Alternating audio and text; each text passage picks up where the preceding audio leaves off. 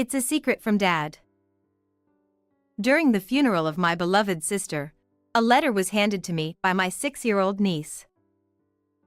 Inside, it said, "Run away right now." Half in doubt, I tightly held my niece's hand. Just at that moment when I was about to take her out, all the relatives around stood up simultaneously. In the blink of an eye, both my niece and I were blocked by them. Then, my brother-in-law slowly approached. What will happen to my niece and me? Please, witness the unfolding turmoil to the end. I am Serena Smith, a 28-year-old single company employee. Both my parents have passed away, and my only sister is already married, so I live alone. I have a boyfriend who is 2 years older than me and we've been dating for 3 years, but I am hesitant about marriage. The reason being that my closest married relative, my sister, did not seem happy at all. My sister Janet, 3 years older, who has been married for about 8 years, and her husband Ashton. My elegant and beautiful sister succumbed to my brother-in-law's fervent pursuit and married him. When I was first introduced to Ashton, my sister seemed very happy, and above all, my brother-in-law seemed completely enamored with her.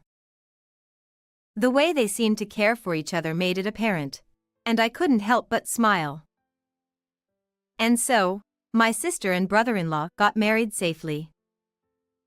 Ashton's family comes from a lineage of doctors, and he himself is also an elite physician. Financially, there were no worries, and my sister, at the request of my brother-in-law, became a full-time housewife. However, the seemingly smooth sailing of her married life began to change from the time their daughter Lisa was born, who is now 6 years old. Immediately after my niece was born, my brother-in-law and his family, who were hoping for a successor, apparently openly expressed their disappointment, saying, "Oh, a girl." Furthermore, there were no words of encouragement for my sister. Once again, my mother-in-law said, "Is there no second child yet? I'm counting on a boy this time." After that, the pressure from her in-laws and the surroundings to have a successor became intense, and my sister began to lose her energy due to that stress. I was worried about her, so I kept in touch frequently, and when I heard that she wasn't feeling well, I would go to places with her to relax. But even such efforts were in vain, and even after 3 years since Lisa was born, my sister was not blessed with another child. One day, my sister murmured quietly, "Ashton isn't cooperating, so there's no way I can get pregnant." Surprised, I asked her what was wrong, and it turned out that since Lisa turned 2 years old, there had been no opportunity at all to have a child. Moreover, my brother-in-law apparently was increasingly absent from home, and there were frequent instances of him coming back with the smell of perfume in the morning. And yet, he says it's my fault we can't have children. Apparently, Ashton, using himself as an excuse, complained to his parents. "It's Janet's fault. I'm trying hard." It was said that he was saying such things. Huh? What's that supposed to mean?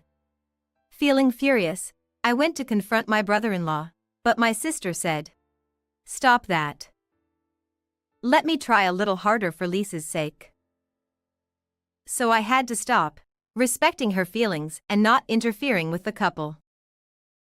Still, I was worried about my sister, so I kept in touch frequently to check on her condition, but it seemed that my brother-in-law's attitude was getting worse. He seemed to be completely indifferent to his only daughter Lisa, and my niece had closed her heart to her father and always put on a tense expression in front of Ashton. Poor thing. She seemed so happy back then. The real niece is a cheerful child, and when she, my sister, Lisa, my boyfriend Bob, and I went to an amusement park together before, she showed an innocent smile. Even Bob said, "Lisa, She smiles so cutely. She was that lovely. Moreover, it seems that my brother-in-law is apparently cheating, and he often stays out overnight as if it were a matter of course, and there are times when he doesn't even contact them. Sis, that's definitely not right. Maybe you should consider divorce? I'm working too, so I'll support you. Unable to bear it, I made such a proposal, but my sister said, yeah, maybe. But still hesitating. It's not that simple, is it? But considering divorce, it might be better to gather some evidence, right? At that time, I conveyed that and hung up the phone.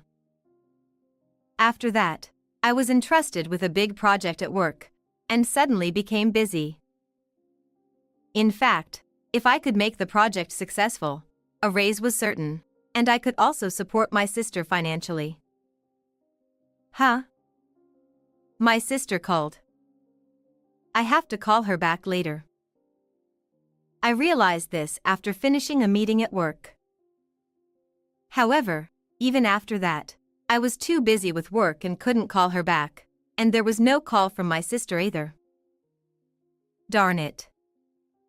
I fell asleep. I wonder if my sister is okay. Even after returning home, I was tired, and in the end, I couldn't call her back, and morning came. Until then, I had mostly been the one to contact her, so my sister's call was rare and I was curious, but I rushed to work and greeted lunchtime. When I hurriedly took out my phone to call my sister back, I noticed an incoming call from my brother-in-law this time. Huh? This is the first time my brother-in-law has called. This is strange. What happened? Feeling uneasy, I immediately called him back. Actually, Janet took a large amount of sleeping pills and ended her own life. At that moment, it felt like I had been hit on the head with a hammer. What did you just say? That's a lie. Then, what about yesterday's phone call? Huh? Janet contacted you. Then why didn't you listen to her? But, I've heard about you from my sister. Aren't you the one who pushed my sister to the brink? Confused by the sudden news of my sister's death and being blamed by my brother-in-law, I inadvertently retorted. Hey, stop with the baseless accusations. Janet was just spouting nonsense. Then, he laughed scornfully and hung up the phone. After that, I left work early and rushed to my sister's house, but my brother-in-law was still absent, perhaps at the hospital. Feeling at a loss for what to do, I received a notice of my sister's funeral sent via message, as a kind of notification from him. It seemed that there was no wake, and the family decided to hold a family funeral the next day, so I decided to attend the funeral alone to bid farewell to my beloved sister's journey to heaven. After returning to my apartment feeling gloomy, I contacted someone and told them about the series of events. That evening, I couldn't sleep due to the guilt of not answering my sister's call and not calling her back. As the night passed, I headed to the funeral hall.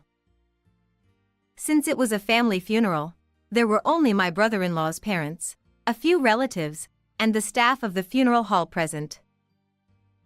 It feels lonely somehow. I wish we could have sent her off with more flowers. I felt a pang in my heart at the sight of the modest altar, which was not suitable for my affluent brother-in-law's family, and it seemed clear how my sister was being treated. I wonder where Lisa is. She must be in shock. When I looked for my niece, she was standing alone with tearful eyes, so I tried to run to her, but... So you came. You said some terrible things yesterday. Your seat is over here. I was coldly treated by my brother-in-law and prevented from getting close to Lisa. And then, when the funeral was over and we were about to move to the crematorium. It's a secret from Dad. While my brother-in-law was talking to the staff at the funeral hall, my niece came to me and handed me a letter from my sister. I opened it quietly, and to my surprise, the words "Take my daughter and run away right now" jumped out at me. Just as I suspected. There must be something behind my sister's passing. I was surprised, but having received my sister's message, I made up my mind to escape with my niece and was waiting for the right moment. Just as I was about to leave, taking advantage of the moment when everyone was occupied, my niece and I were surrounded by relatives. What's going on? Are they all in on this? I tried to break free somehow, but it was impossible. You're not going anywhere. My brother-in-law even came over and whispered in my ear in a low voice. In my frozen state of fear and panic, a staff member of the funeral hall came to me. Is everything okay? Thank goodness for this person. Please help me. I thought so, but it was only for a moment. Ah. It seems Janet's condition deteriorated due to the shock of losing her sister. I'll let her rest for a bit. With a nonchalant attitude, my brother-in-law forcibly grabbed my arm and dragged me to the waiting room. Wait. Take Lisa with us. I appealed, but my niece was taken away by my brother-in-law's parents. It's regrettable that I couldn't answer my sister's last call, but Ashton's attitude was unforgivable. To avenge her grievances, I vowed to expose my brother-in-law's true nature and seek revenge at all costs. You have no allies here. Give up. As soon as we entered the waiting room, he said that I will never forgive you for tormenting my sister. I know all about what you did to her. Alone with my brother-in-law in the room, I was extremely uneasy, but I managed to retort. Ha. However, he just sneered. But that only fueled my determination even more. I'll expose your true nature to everyone. Who would believe what you say? My brother-in-law remained unfazed by my plea and smirked unpleasantly. To my parents and relatives, you're the one who's blamed for pushing Janet to her death. They say she took her own life because of your hatred towards her. How awful. Furthermore, he even asked his family to keep an eye on Lisa and make sure I didn't leave with her. So that's why everyone present at the time blocked our way.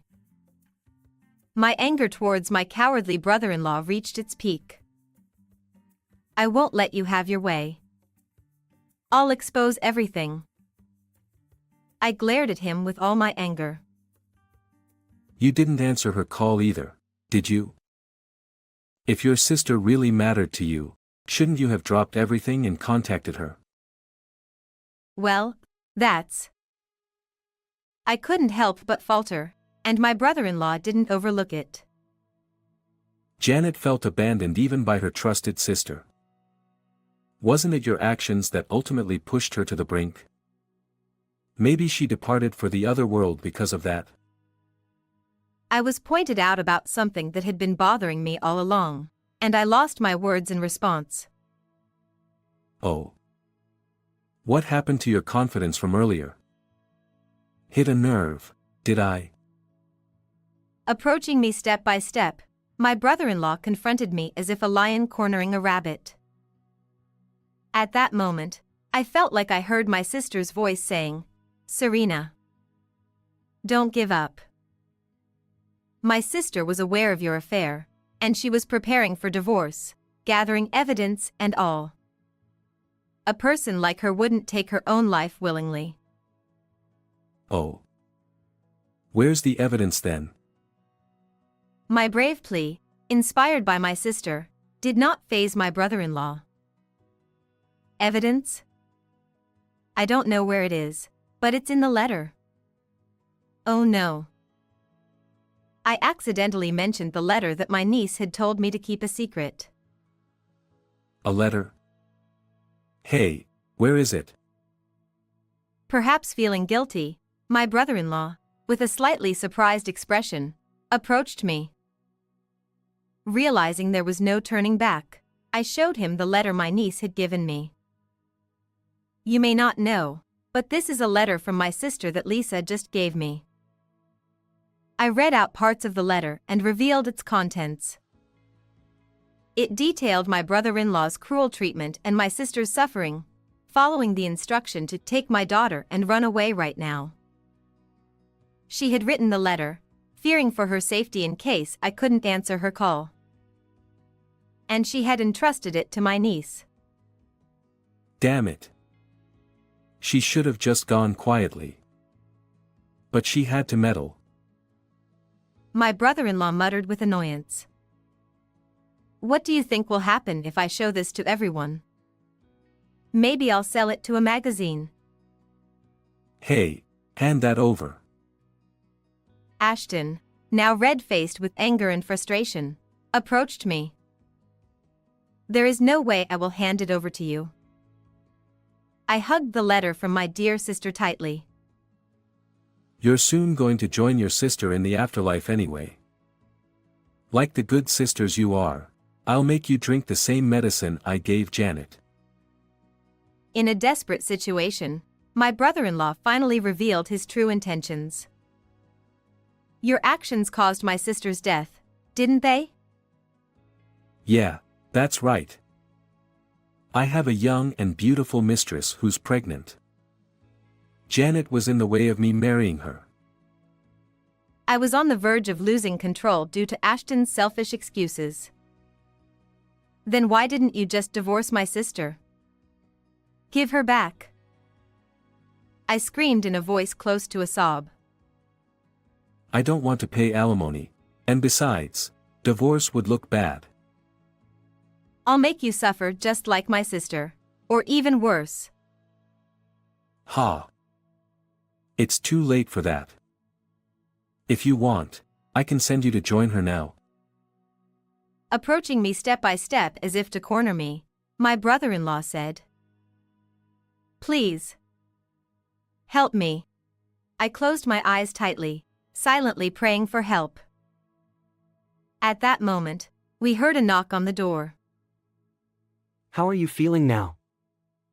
I brought some warm tea. It was the voice of the funeral staff from earlier. Ashton, trying not to arouse suspicion, quickly opened the door and let him in. If you say anything unnecessary, I won't guarantee Lisa's safety. As my brother-in-law whispered, I desperately looked at the staff member as if seeking help. Thank you. She is fine now. Ashton tried to hurry him out of the waiting room. However, the person who was being pushed out with his back suddenly turned around and faced my brother-in-law. What? Surprised, Ashton widened his eyes. Ashton, this person is actually a police officer disguised as a funeral staff. It's strange for my sister to suddenly pass away like this. I had asked the police to keep an eye on you. Then, my brother-in-law turned pale rapidly. I don't know anything. As a doctor, I guarantee it. Janet took her own life. Even at this point, he was trying to play dumb. Just give it up already. I have all our conversations recorded. Didn't you admit earlier that you gave my sister the medicine? My brother-in-law, who had been confident until now, suddenly started pleading with me. I messed up. I'll pay you hush money, just keep Janet's situation confidential. Cut it out. No amount of money will bring my sister back. At least admit your mistakes and face the consequences. I firmly rejected Ashton's plea. Then, next to me. I've heard the situation from Serena. We'll talk at the station. The police officer, who turned out to be Bob, my partner, informed my brother-in-law and nodded at me. In fact, I had contacted him immediately after hearing the news of my sister's passing from my brother-in-law, asking for support. Deciding to attend the funeral where Ashton, whom I didn't even want to see, was present to bid my sister farewell. But inwardly, I was filled with grief for my beloved sister's loss, as well as fear and anger towards my brother-in-law. However, because I believed that Bob would help me no matter what, I was able to confront my brother-in-law. After that, whether he resigned himself or not, Ashton, who weakly gave up, left the funeral home with Bob, the police officer. Including my brother-in-law's parents who were present, all the relatives were stunned, only worried about avoiding scandal. There wasn't a single person concerned about Ashton. When I found Lisa looking anxious and ran over to her, she hugged me as if relieved. And then, with my niece, I left the funeral home after receiving my sister's ashes. Later on, my brother-in-law's guilt was proven, and he ended up behind bars. My niece was taken into my care, and I claimed $100,000 in child support for Lisa and $200,000 in compensation for my sister's life. The reputation of Ashton's family's hospital, being a family of doctors, suffered greatly from the rumors of their wrongdoing, and their business declined rapidly. My brother-in-law was abandoned by both his family and his mistress, and it seems no one came to visit him. While my niece initially struggled with the shock and instability, she has been smiling more often lately. As for me, my relationship with the police officer who helped me in this ordeal is going smoothly, and I'm starting to think positively about marriage. He also cares for my niece, so I hope that in the near future, the three of us can live together happily. How did you find this story? Don't forget to subscribe to the channel. See you in the next video.